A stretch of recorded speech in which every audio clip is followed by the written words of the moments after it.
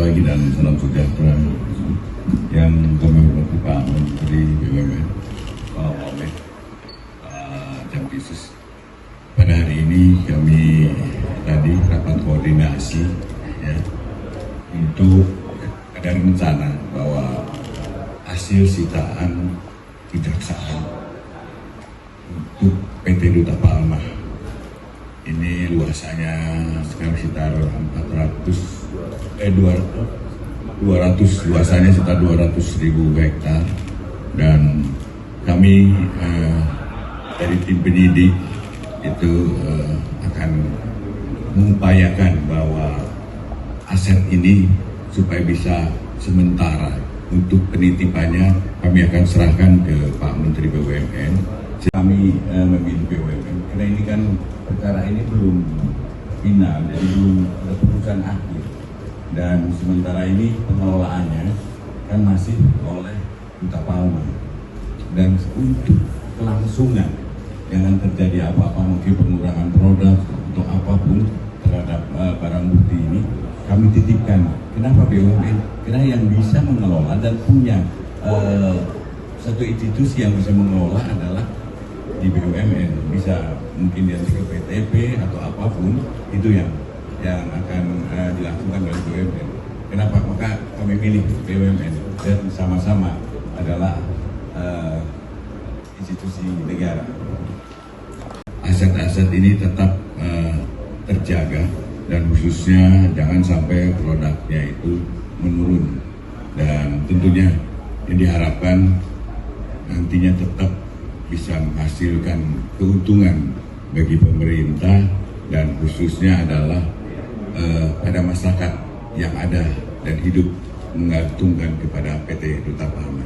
Itu tadi yang inti rapatnya. Mungkin untuk lengkapnya silakan Pak Menteri. Terima kasih Pak Jaksa Agung, Pak Jampisus, dan seluruh jasa dan kejaksaan.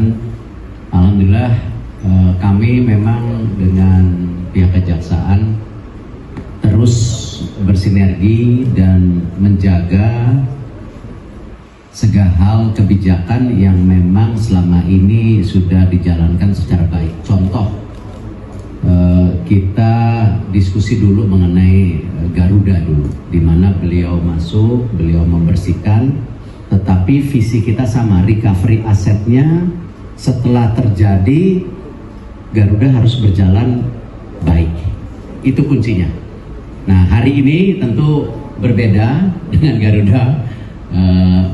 Pak JA ingin berkolaborasi bersama kami supaya aset sitaan ini tidak terjadi penurunan, sehingga sesuai dengan visi pemerintah dan Bapak Presiden bahwa tindak pidana korupsi harus ditegakkan, tetapi perlindungan daripada tentu aset yang baik yang bermanfaat buat negara dan masyarakat juga terlindungi.